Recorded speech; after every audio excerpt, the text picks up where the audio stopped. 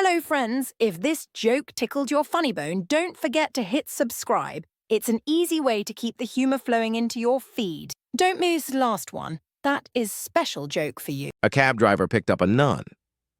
She got into the cab and noticed that the very handsome cab driver wouldn't stop staring at her. She asked him why he was staring. He replied, "I have a question to ask, but I don't want to offend you."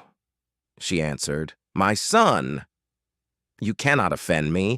When you're as old as I am, and have been a nun as long as I have, you get a chance to see and hear just about everything. I'm sure that there's nothing you could say or ask that I would find offensive." "Well, I've always had a fantasy to have a nun kiss me.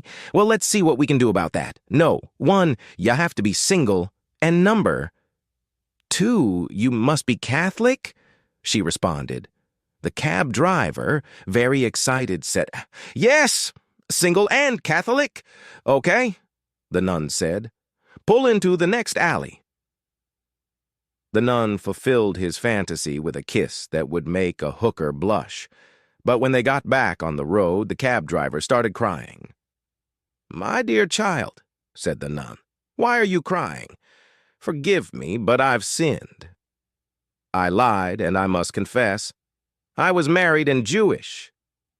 The nun said, "That's okay. My name is Kevin, and I am going to a costume party." 3 women were sitting around, throwing back a few drinks and talking about their love lives. One woman said, "I call my husband the dentist. Nobody can drill like he does." The second woman giggled and confessed, "I call my husband the miner because of his incredible shaft." The third woman quietly sipped her whiskey until her friend asked, "Say, what do you call your husband?" She frowned and said, "The postman." "Why the postman?" "Because he always delivers late and half the time it's in the wrong box." An Italian woman was leaving a convenience store with her espresso when she noticed a most unusual Italian funeral procession approaching the nearby cemetery. A black hearse was followed by a second black hearse about 50 feet behind the first one. Behind the second hearse was a solitary Italian woman walking a dog on a leash. Behind her, a short distance back, were about 200 women walking single file. The woman couldn't stand the curiosity. She respectfully approached the Italian woman walking the dog and said, "I am so sorry for your loss, and this may be a bad time to disturb you, but I've never seen an Italian funeral like this." "Whose funeral is it?" "My husband's." "What happened to him?" "He yelled at me, and my dog attacked and killed him." She inquired further, "But who is in the second hearse?" The Italian woman answered, "My mother-in-law. She was trying to help my husband when the dog turned on her." A very poignant and touching moment of Italian sisterhood and silence passed between the 2 women. "Can I borrow the dog?" the woman replied. "Get in line." People have been coming to the wise man complaining about the same problems every time. One day he told them a joke, and everyone roared in laughter. After a couple of minutes, he told them the same joke, and only a few of them smiled. When he told the same joke for the 3rd time, no one laughed anymore. The wise man smiled and said, "You can't laugh at the same joke over and over, so why are you always crying about the same problem?" I walked into a coffee shop on Halloween to find the woman behind the counter with a bunch of sponges pinned to her uniform. "I'm assuming this is a costume, but just what are you supposed to be?" I asked. The waitress responded proudly, "I'm self-absorbed." A young man approached the foreman of a log crew and asked for a job. "Let's see you fell this tree first," said the foreman. The young man stepped forward and skillfully felled the large tree. The foreman was impressed and said to the young man, "You can start on Monday." Monday, Tuesday, and Wednesday came and went. On Thursday afternoon, the foreman came to the young man and said, "You can pick up your paycheck on your way out today." Startled, the young man exclaimed, "But I thought you paid on Friday." "That's right," said the foreman. but we are letting you go today because you have fallen behind. Our daily felling charts show that you have dropped from first place on Monday to last place today. But I work really hard, said the young man. I arrive early, I leave late, and I even work through my breaks. Please don't just fire me. The foreman knew this to be true, and sensing the young man's integrity, he stopped and thought for a bit. Then he asked, "Have you been sharpening your axe?" The young man replied, "No, sir. I have been working too hard to take time for that." A young boy enters a barber shop, and the barber whispers to his customer, "This is the dumbest kid in the world. Watch while I prove it to you." The barber puts a dollar bill in one hand and 2 quarters in the other, then calls the boy over and asks, "Which do you want, son?" The boy takes the quarters and leaves. "What did I tell you?" said the barber. "That kid never learns." Later, when the customer leaves, he sees the same young boy coming out of the ice cream store. "Hey, son, may I ask you a question? Why did you take the quarters instead of the dollar bill?" The boy licked his cone and replied, "Because the day I take the dollar, the game is over." A nun is in charge of painting the walls of a newly built classroom for Sunday school. Not wanting to get paint on her habit, she decides that it would be best to strip completely. She closes the curtains, disrobes, and begins painting the room. Suddenly, she hears a knock on the door. "Who is it?" she asks. "Blind man," is the answer, thinking there is no harm in letting a blind man enter the room while she opens the door and lets him in. The man enters the room and says, "Nice. I'm here to install the blinds." A hotel guest calls the front desk and the clerk answers, "May I help you, sir?" The man says, "Yes, I'm in room 858. You need to send someone to my room immediately. I'm having an argument with my wife, and she says she's going to jump out of the window." The desk clerk says, "I'm sorry, sir, but that's a personal matter." The man replies, "Listen, you idiot, the window won't open, and that's clearly a maintenance issue. A young man met a beautiful girl and agreed to spend the night with her for $500. So they did. Before he left, he told her that he did not have any cash with him, but that he would have his secretary write a check and mail it to her, calling the payment rent for apartment. On the way to his office, he regretted it and decided it wasn't worth the price. So he had his secretary send a check for $250 and enclosed the following note. Dear Madam, enclosed, find a check in the amount of $250 for the rent of your apartment. I am not sending the amount agreed upon because when I rented the apartment, I was under the impression that it had never been occupied, that there was plenty of heat, that it was small enough to make me cozy and feel at home. Last night, however, I found it had been previously occupied, that there was no heat, and it was entirely too large. Upon receipt of the note, the girl immediately returned the check for $250 with the following note. Dear sir, first of all, I cannot understand how you expect a beautiful apartment to remain unoccupied indefinitely.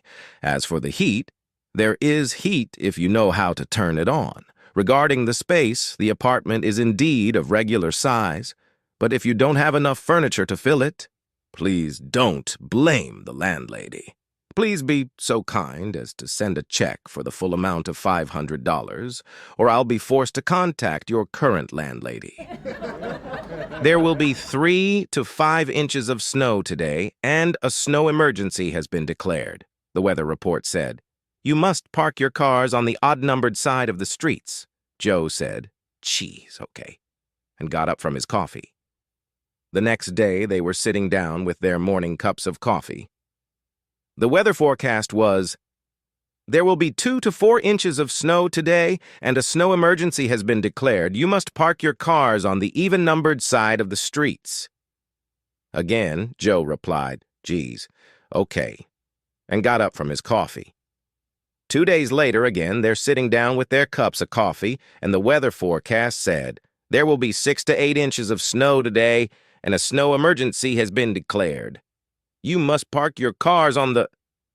And the power went out, and Joe didn't get the rest of the instructions. He turned to Joan.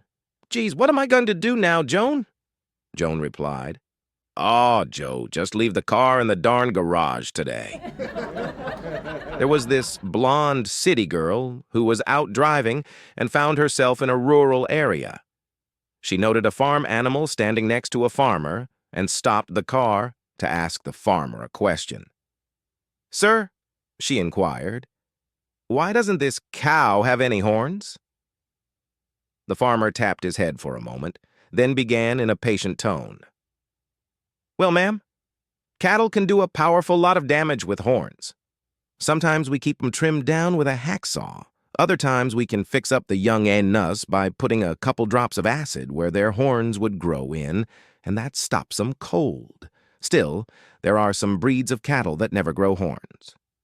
But the reason this cow don't have no horns, ma'am, is 'cause it's a horse." A man and his wife are at a restaurant, and the husband keeps staring at an old drunken lady swigging her gin at a nearby table. His wife asks, "Do you know her?" "Yes," sighs the husband. "She's my ex-wife. She took to drinking right after we divorced 7 years ago, and I hear she hasn't been sober since." "My God," says the wife. "Who would think a person could go on celebrating that long?" 3 old men were sitting on a bench when a reporter approached them. "I wonder if you 3 would be willing to do an interview and tell me your secret to a long life?" the reporter asked. The 3 old men agreed, and the reporter asked the first old man his secret to a long life. "I never drank alcohol, I never smoked tobacco, and I have been married to the same woman for 50 years. "That's really remarkable," said the reporter. "And how old are you?" "I'm 93, said the first old man. The second man was asked the same question about his secret to a long life. "I drank on occasion, I smoked, but not often, and I dated some." "And how old are you?" asked the reporter. "I'm 91, said the second old man. Finally, the reporter approached the third old man and asked his secret to a long life. "I dated every woman that would go out with me. I drank until I passed out, and I smoked 3 packs of cigarettes a day." "Wow," said the reporter. "And how old are you?" 29, replied the third man.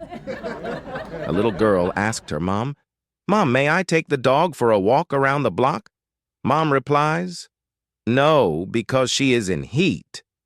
"What does that mean?" asked the child. "Go ask your father. I think he's in the garage." The little girl goes to the garage and says, "Dad, may I take Belle for a walk around the block?" I asked Mom, but she said the dog was in heat and to come to you. Dad said, "Bring Belle over here." He took a rag, soaked it with gasoline, and scrubbed the dog's backside with it and said, "Okay, you can go now, but keep Belle on the leash and only go one time around the block." The little girl left and returned a few minutes later with no dog on the leash. Surprised, Dad asked, "Where's Belle?" The little girl said, "She ran out of gas about halfway down the block, so another dog is pushing her home." If you've ever been a housewife, or you currently are one now, don't you feel a bit underappreciated at times? I know I sure do. With all the cleaning, cooking, and caring we do for our husbands and children, I just wish we would receive a little more credit. In the following story, you'll hear about a husband who came home to a house that looked like a disaster. When he finally found his wife and confronted her about it, her wife had the absolute perfect response. A man came home from work and found his 3 children outside, still in their pajamas playing in the mud with empty food boxes and wrappers strewn all around the front yard. The door of his wife's car was open, as was the front door to the house, and there was no sign of the dog. Proceeding into the entryway, he found an even bigger mess. A lamp had been knocked over, and the throw rug was wadded against one wall. In the front room, the TV was loudly blaring a cartoon channel, and the family room was strewn with toys and various items of clothing. In the kitchen, dishes filled the sink, breakfast food was spilled on the counter, the fridge door was open wide, dog food was spilled on the floor, a broken glass lay under the table, and a small pile of sand was spread by the back door. He quickly headed up the stairs, stepping over toys and more piles of clothes, looking for his wife. He was worried she might be ill or that something serious had happened. He was met with a small trickle of water as it made its way out the bathroom door. As he peered inside, he found wet towels, scummy soap, and more toys strewn over the floor. Miles of toilet paper lay in a heap, and toothpaste had been smeared over the mirror and walls. As he rushed to the bedroom, he found his wife still curled up in the bed in her pajamas, reading a novel. She looked up at him, smiled, and asked how his day went. He looked at her bewildered and asked, "What happened here?" She again smiled and answered, "You know, every day when you come home from work and you ask me what in the world I do all day." "Yes," was his incredulous reply. She answered, "Well, today I didn't do it." A man named Mr. Smith was flying from San Francisco to L.A. Unexpectedly, the plane stopped in Sacramento along the way. The flight attendant explained that there would be a delay, and if the passengers wanted to get off the aircraft, the plane would reboard in 30 minutes. Everybody got off the plane except one gentleman who was blind. Mr. Smith had noticed him as he walked by and could tell the blind man had flown before because his seeing-eyed dog lay quietly underneath the seats in front of him throughout the entire flight. Mr. Smith could also tell he had flown this very flight before because the pilot approached him and, calling him by name, said, "Keith, we've been in Sacramento for almost an hour. Would you like to get off and stretch your legs?" Keith replied, "No, thanks, but maybe the dog would like to stretch his legs." Now picture this. All the people in the gate area came to a complete quiet standstill when they looked up and saw the pilot walk off the plane with the seeing-eye dog. The pilot was even wearing sunglasses. People scattered. They not only tried to change planes, but they were trying to change airlines. A blonde woman, fed up with her husband's constant drinking, decided she'd had enough. One day, she marched into the house, determined to make a statement. She started grabbing all the empty bottles scattered around the house, glaring at them as if they were the root of all her problems. She picked up the first bottle and said, "This is because of you. You've ruined my husband's job." She threw it against the wall. The bottle shattered into a million pieces. She grabbed the next bottle, holding it up. "And you're the reason our home is falling apart." She hurled the bottle with even more force, sending it flying into the kitchen, where it exploded into fragments. She continued her destruction spree, each bottle getting a personal rant. "You!" she yelled at the next one. "You're why my husband's wandering around like a lost soul." Smash! The bottle shattered into bits. Finally, she came across a bottle that was still full. "Ah, at last! A bottle that's still got some use." She picked it up. Her expression softened as she looked at the bottle. "Wait a minute," she said. "This one's not empty." She set it aside gently, almost lovingly, and sighed. "It's not your fault after all." A woman was at work when she received a phone call that her small daughter was very sick with a fever. She left her work and stopped by the pharmacy to get some medication. She got back to her car and found that she had locked her keys in the car. She didn't know what to do, so she called home and told the babysitter what had happened. The babysitter told her that the fever was getting worse. She said, "You might find a coat hanger and use that to open the door." The woman looked around and found an old rusty coat hanger that had been left on the ground, possibly by someone else who at some point had locked their keys in their car. She looked at the hanger and said, "I don't know how to use this." She bowed her head and asked God to send her help. Within 5 minutes, a beat-up old motorcycle pulled up with a dirty, greasy, bearded man who was wearing an old biker skull rag on his head. The woman thought, "This is what you sent to help me?" But she was desperate, so she was also very thankful. The man got off of his bicycle and asked if he could help. She said, "Yes, my daughter is very sick. I stopped to get her some medication and I locked my keys in my car. I must get home to her." "Please, can you use this hanger to unlock my car?" He said, "Sure." He walked over to the car, and in less than a minute, the car was opened. She hugged the man, and through her tears, she said, "Thank you so much. You are a very nice man."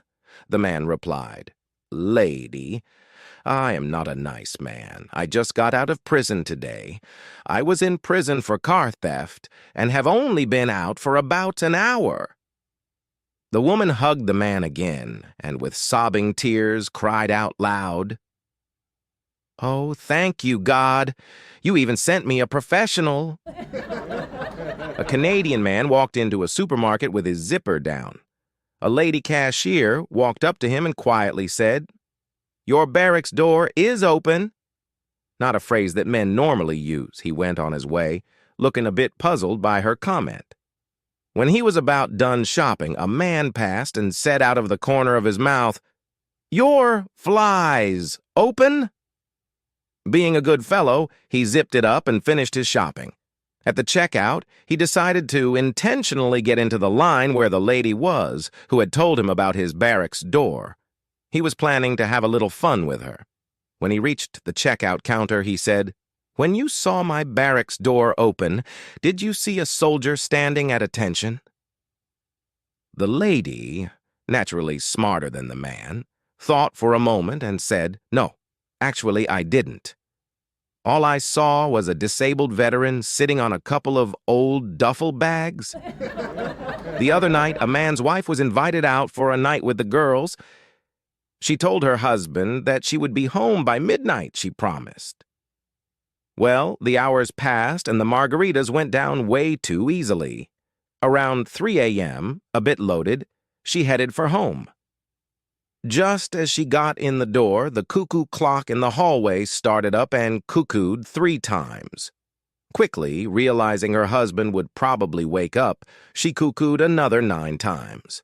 She was really proud of herself for coming up with such a quick-witted solution in order to escape a possible conflict with him. Even when totally smashed, 3 cuckoos plus 9 totals equals 12 cuckoos midnight. The next morning, her husband asked her what time she got in, and she told him midnight. He didn't seem angry in the least. "Oh, well, she got away with that one." Then he said, "We need a new cuckoo clock."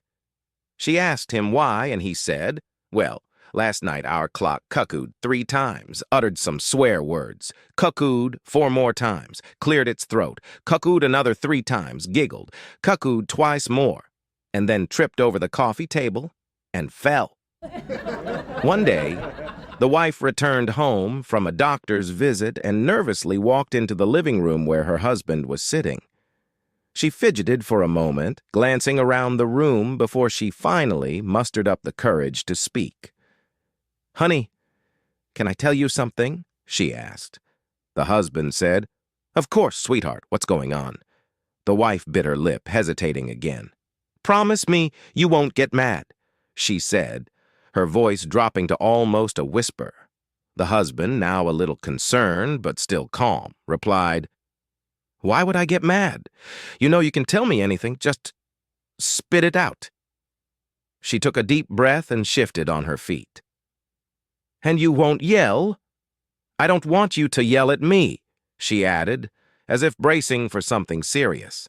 The husband, now smiling wider, said, with a chuckle, "Yell." "Why would I yell? You're making me nervous. Come on, just say it." The wife, still looking nervous, finally blurted out, "I'm pregnant." The husband's eyes went wide for a second before breaking into a huge grin. "That's fantastic news. I can't believe it. We're going to have a baby," he exclaimed, standing up to hug her. But as he pulled her into a tight embrace, he noticed she wasn't smiling as much as he was. She seemed hesitant. He gently pushed her back to look at her face. "Wait a minute. Why were you so scared to tell me? This is amazing news. Why would I be mad?" The wife glanced down and sighed. "Well, when I told my dad I was pregnant back in college, he was so mad I got into huge trouble. A woman and man got into a car accident. Both of their cars were badly damaged, but amazingly, neither of them were hurt. After they crawled out of the wreckage, the woman said, "Wow, look at our cars. There's nothing left. Thank God we are all right.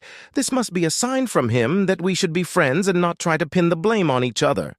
The man replied, "Oh, yes, I agree with you completely." The woman pointed to a bottle on the ground and said, "Here's another miracle. Somehow this bottle of whiskey from my back seat didn't break. Surely God wants us to drink it and celebrate our good fortune." Then she handed the bottle to the man. The man nodded his head in agreement, opened it, and drank about a third of the bottle to calm his nerves. He then handed it back to the woman. The woman took the bottle, immediately put the cap back on, and handed it back to the man. The man asked, "Aren't you having any?" The woman replied, "No. I think I'll just wait for the police. I'll let them decide whose fault it is." Little Johnny's mother was trying hard to get the ketchup to come out of the bottle. During her struggle, the phone rang, so she asked 4-year-old Johnny to answer the phone. Little Johnny ran out into the living room and answered the phone. "Mommy, it's the minister," he said to his mother. From the kitchen, Johnny's mom said, "Tell him I'll call him back." Little Johnny spoke into the phone, saying, "Mommy can't come to the phone to talk to you right now. She's hitting the bottle." A husband and wife were driving down a country lane on their way to visit some friends. They came to a muddy patch in the road, and the car became bogged. After a few minutes of trying to get the car out by themselves, they saw a young farmer coming down the lane, driving some oxen before him. The farmer stopped when he saw the couple in trouble and offered to pull the car out of the mud for $50. The husband accepted, and minutes later the car was free. The farmer turned to the husband and said, "You know, you're the 10th car I've helped out of the mud today." The husband looks around at the fields incredulously and asks the farmer, "When do you have time to plow your land? At night?"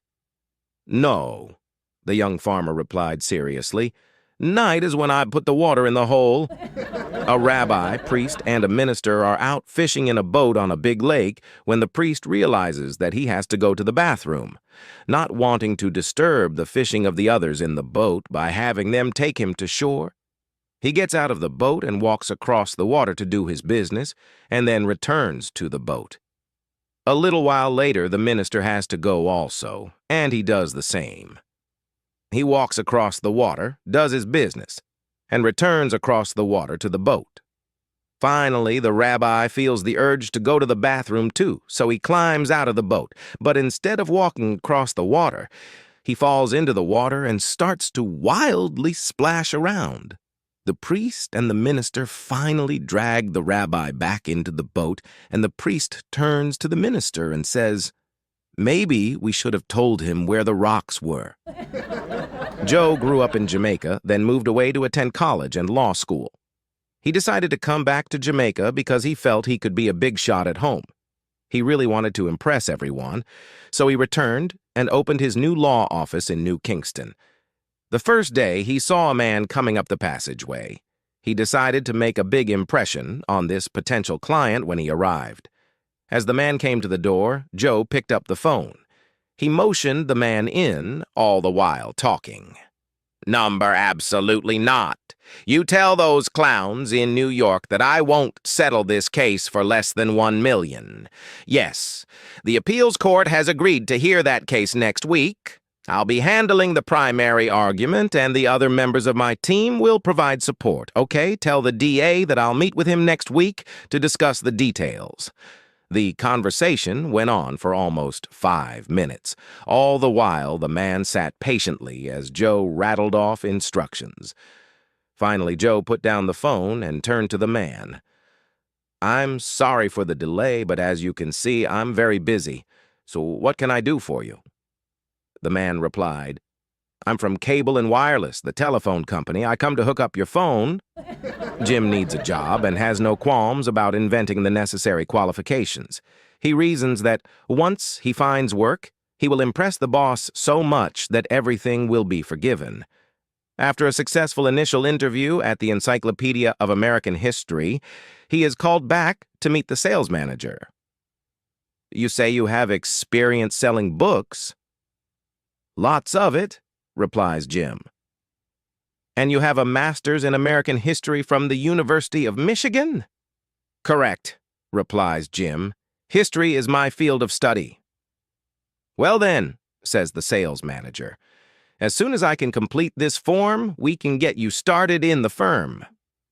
While the sales manager is making a few notations, Jim, obviously pleased with himself, begins to whistle. Looking around the room, he notices pictures of Washington and Lincoln on the walls.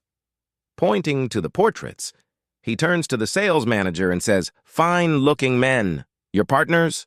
If you're still here, I'm thrilled you enjoyed the joke. Subscribing is a simple way to stay connected. Join our community and make me a happy friend.